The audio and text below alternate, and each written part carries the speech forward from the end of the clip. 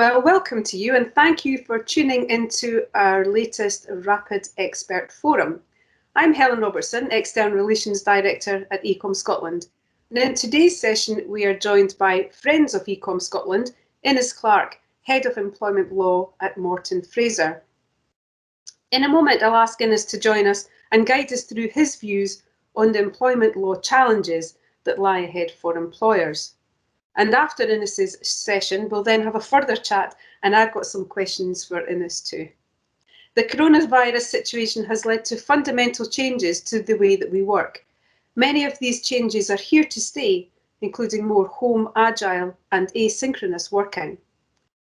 So, as a way of an introduction to Ines is a partner and head of Morton Fraser's leading employment law team, as well as being head of the firm's litigation division, one of the largest litigation in Scotland.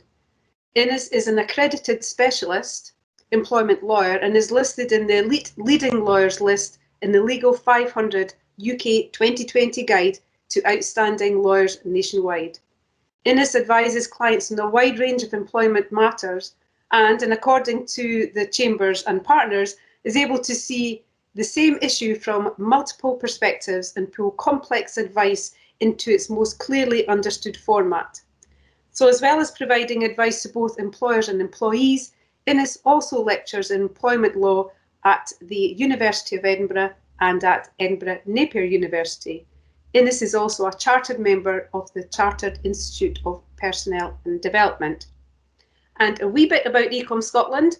eCom Scotland support businesses and organisations in the private, public and third sector with customised learning solutions.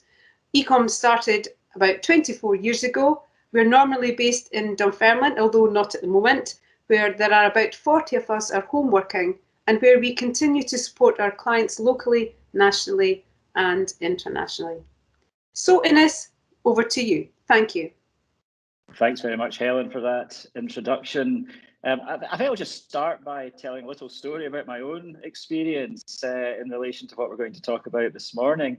I was always someone who would work in the office. I would be wearing my suit and tie, and I would find it really hard to get in the zone unless I was in the office in my suit and tie. I wasn't against home working as such, and certainly there was members of the team worked from home from time to time, but for me, it just didn't work out.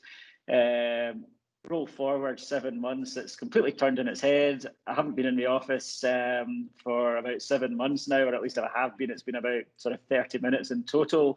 I normally work in my hoodie these days, and I'm just very well set up working from home, and it just feels the natural thing for me. So my attitude's very much shifted towards home working as being of benefit. And what I would say is, taking a step back and looking at the bigger picture, I think what the coronavirus situation has resulted in is we're going to see a profound effect in the way that people work and in the way that employers and employees interact moving forward. And if I could maybe just share an Institute of Directors poll with you. This was a poll that was quite widely reported of 1,000 company directors. 74% plan to keep the higher levels of remote working introduced due to the pandemic after the pandemic comes to an end. 43% said to maintain other forms of flexible working, including flexi-time and compressed hours. And more than half, about 53%, said their organisation intended to reduce its use of a physical workplace long term. So my view is that work is unlikely to go back to how it was before.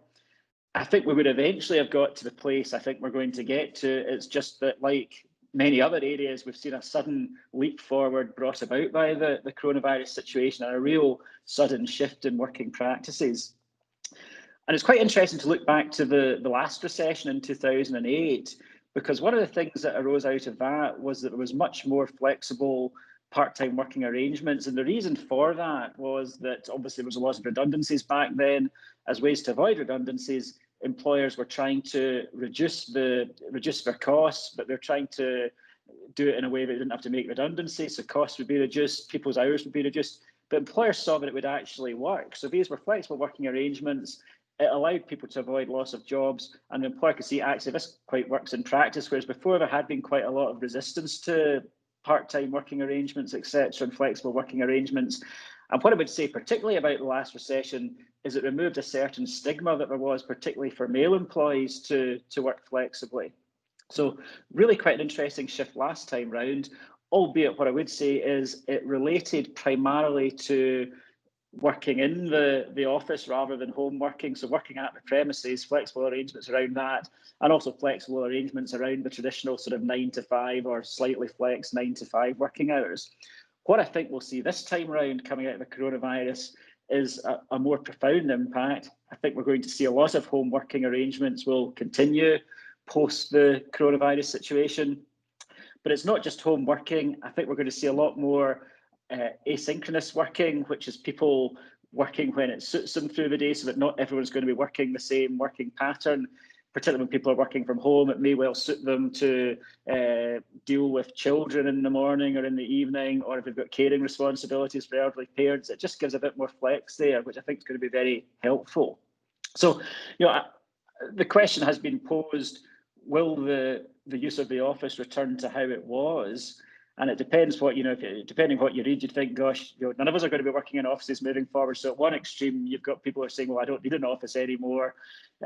Quite a popular view is that office will effectively become a hub for collaboration. So when people need to have a face-to-face meeting, either with clients or internally, that sort of thing. So that's sort of one extreme, but I think it is important to put it into some kind of perspective. And again, I'll just share briefly with you some research from the CIPD, which said that employers expect the proportion of people working from home on a regular basis in the future to increase from 18% pre-pandemic to 37% once the crisis is over. So that's people who work regularly from home, but not completely from home.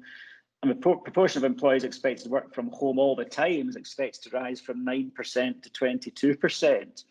And those percentage figures perhaps don't seem that high, but at the same time, if you add it together, what it seems to get to is a stage where 59% of the working population, and there's a working population of 30 million in the UK roughly, so 59% of that working population will be working from home in some shape or form, compared to 27% pre-coronavirus situation. So it'll go from about 8.1 million to 17.7 million. So quite a profound change if that is what happens.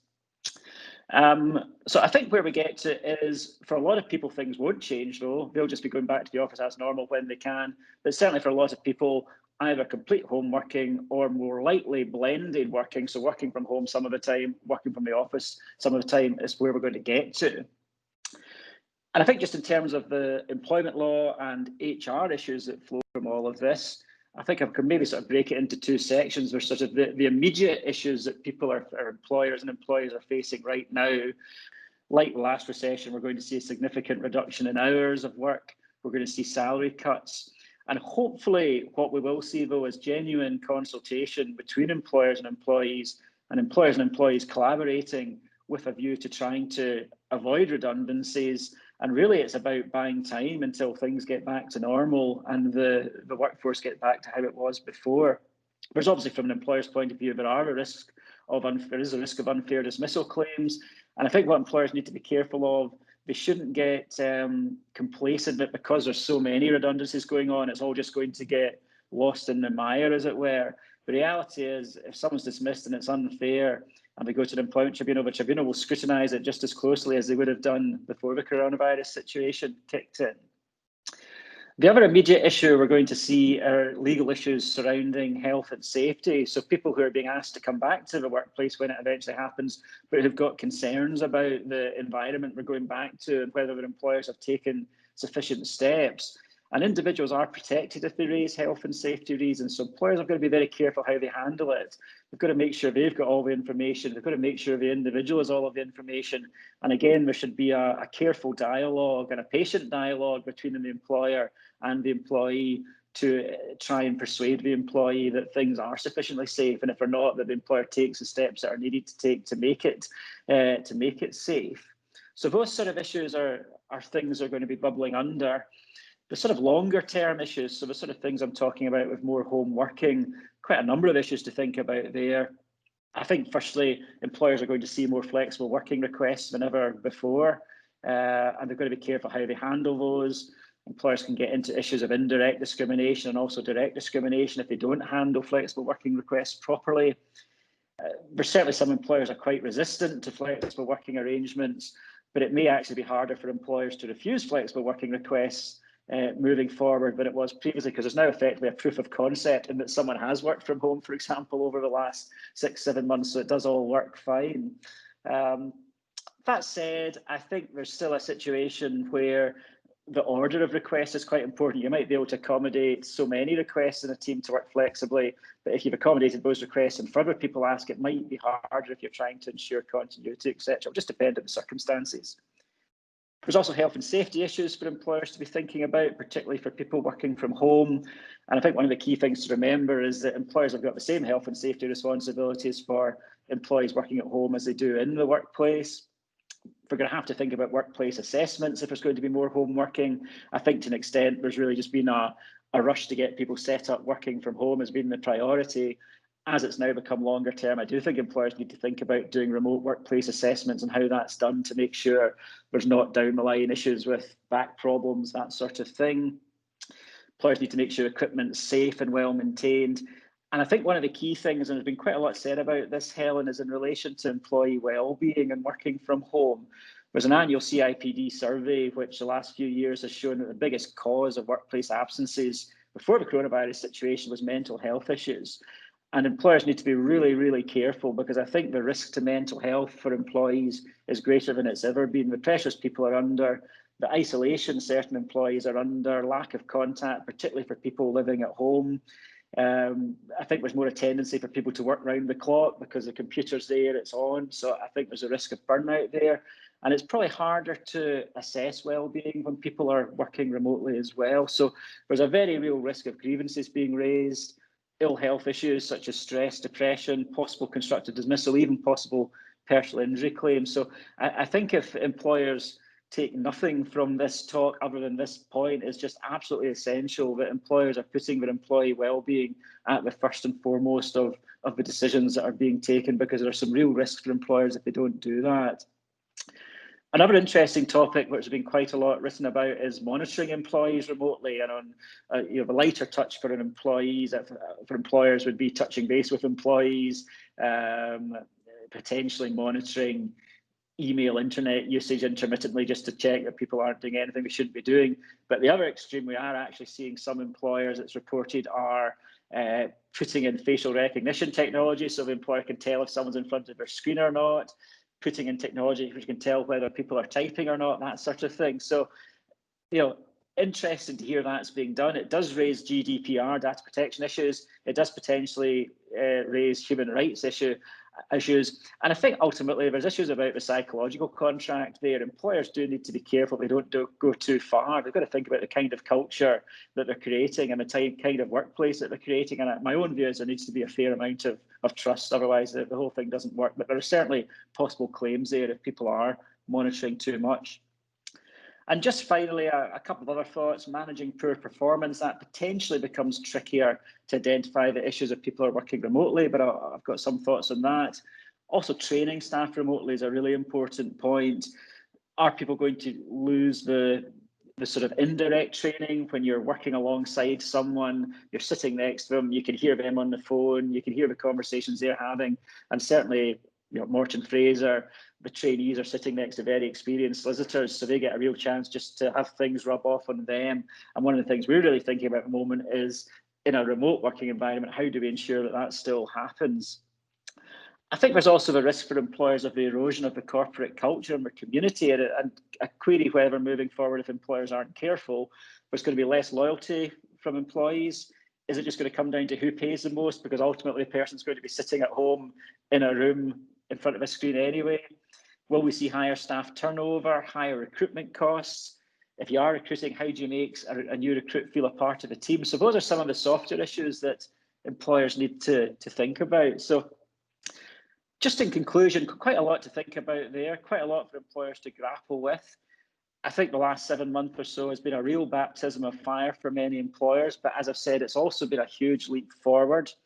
And what I would say is I do believe that there's a common solution to many of these issues, which is well-trained, experienced managers. And if you've got a well-trained, experienced manager who is able to adapt to the new ways of working, then I think that's going to resolve a lot of the issues that would otherwise arise. So taking the example of how do you monitor someone remotely in terms of their work? Well, the poor manager would have a out of sight, out of mind view to the whole thing, and probably would only be touching base every now and again and not really keeping on top of what's going on. The good manager, of course, will be having regular catch-ups with individuals. And to be quite frank, it really doesn't make any difference if you're speaking to someone on a screen like we are just now, or if you're sitting face-to-face with them in terms of being able to manage them effectively. I appreciate it was a bit of a psychological hurdle to get over, but ultimately the skills are the same, and a good manager will be able to adapt to that. So I think where we are is that, this is very much a new norm for the time being, but even when the coronavirus situation hopefully becomes a distant memory, I think, as I've said, this has been a quantum leap in terms of how people work moving forward. We're going to see a lot more remote working, a lot more flexible arrangements in terms of working, and I think the employers that succeed will be the ones who really grasp the opportunities that it brings. Fantastic. You mentioned earlier about being in the office environment and donning the suit to go into the office, and now it's donning the hoodie to go into your home office. But I was reading a very, very interesting article on LinkedIn with a very high-end fashion producer in Scotland, and they were talking about the casualisation of the working attire, and how that's having an immediate impact on the textile industry. So it's all these changes, and you spoke about time travel, and I did ask a question about time travel, or you made that quantum leap, and boy, have we travelled in time rapidly in the past 7 months, as just generally as a society. So, right, with that, I've got some questions for you. One thing I would say, Helen, is my headmaster used to say casual dress leads to casual attitude. So that may be one of the reasons that I struggled so much to leave the suit away. But I think hopefully he'll have moved with the times now, as everyone else is. Maybe the headmasters will say it's okay not to wear your tie anymore. Okay, right, I've got some questions for you, Ines, if you don't mind. So, first of all, so thank you very much for that insight. It's fantastic. And employers do have to now consider what seems to be a quagmire of changes that are coming about. So what difficulties do you anticipate employers will face reintegrating employees that have been furloughed back into the workforce? Yeah, I think that could be a potential challenge. I think, again, the good employers, the good managers will have been keeping regular catch-up with individuals anyway.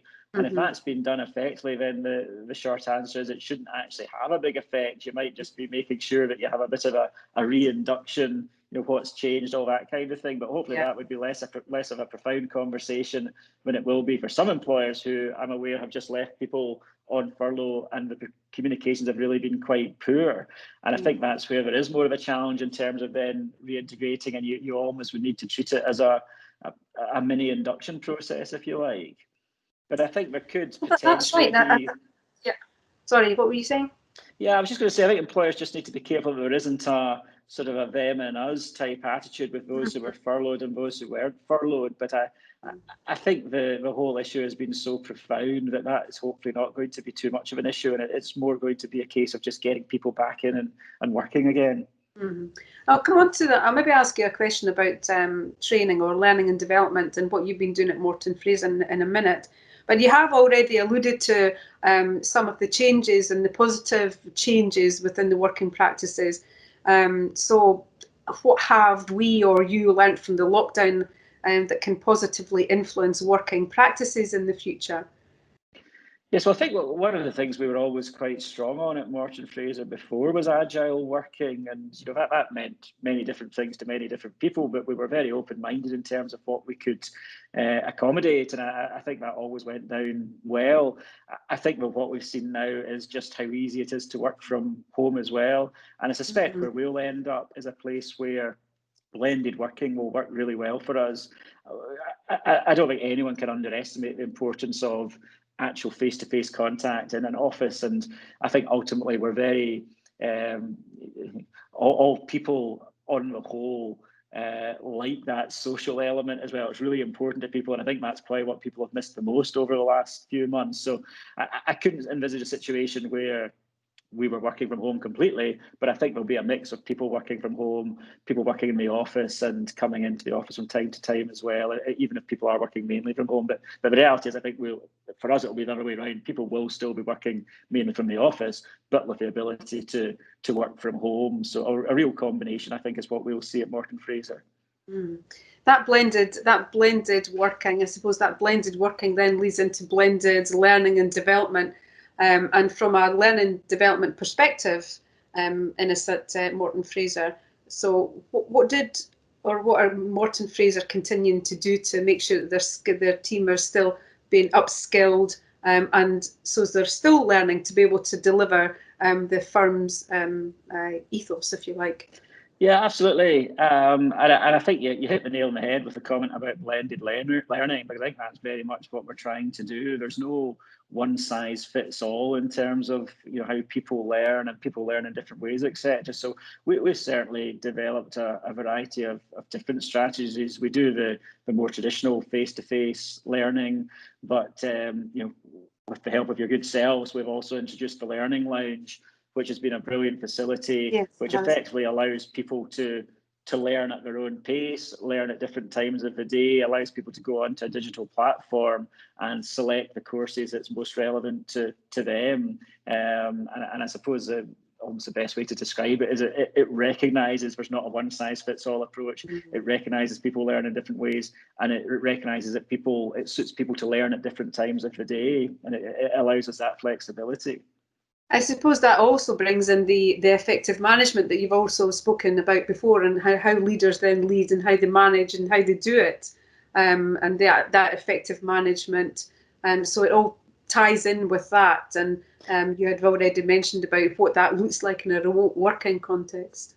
Yeah, very much so. And I think with management and managers, there's obviously, it comes easier to some than it does to others. But again, I think in the past, there was perhaps a bit of an attitude among some employers that managers either had it or they didn't have it, whereas in fact there's obviously a lot that can be done in terms of supporting, giving managers new skills, making sure managers have the skills that they need to succeed to be effective managers and to be effective leaders in an organisation. Now I'm going to ask you to time travel to Christmas. Here's the typical question. So as employees will need a boost to get to the end of a difficult year, what will be replacing the annual Christmas party?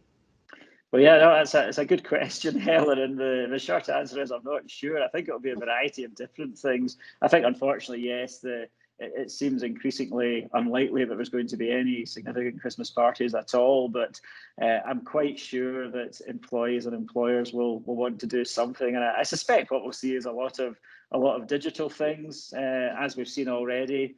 Quizzes rearing their heads again, but I suspect there'll be other things that people can do as well. And there's almost no bounds. It just comes down to what people's imaginations will allow them to create. And I'm quite sure we will see some interesting trends in the way that we saw the trends of the quizzes over the first few weeks of lockdown in particular. I strongly suspect there'll be some trends that will come out of the Christmas ones, and there's certainly no reason why we can't have virtual Christmas parties. One thing we actually did at Morton Fraser recently, which worked quite well, is once a month we used to have partnership lunches in the boardroom, which was a chance for all the partners to catch up and just hear what was going on, and we'd obviously stop those. But we reintroduced it recently in a virtual platform, and obviously the problem with that is it potentially becomes very unwieldy if you've got 40, 50 people all trying to speak at once. It's just not going to happen. But what we did, we created 5 or 6 different chat rooms that people could pop in and out of, and that worked very well. And I suspect that would actually transfer very well into a virtual Christmas party as well. Fantastic. Well, if you're having a party, remember and send me an invite. Absolutely. Well, that's us. We've actually come to the end of our Rapid Expert Forum session time, which we're trying to stick to about the 30 minutes. So, Innes, that was fantastic. Great insight. And so thank you to you, and thank you to everybody for tuning in. And please tune in to the next Rapid Expert Forum. Thank you very much. Bye-bye.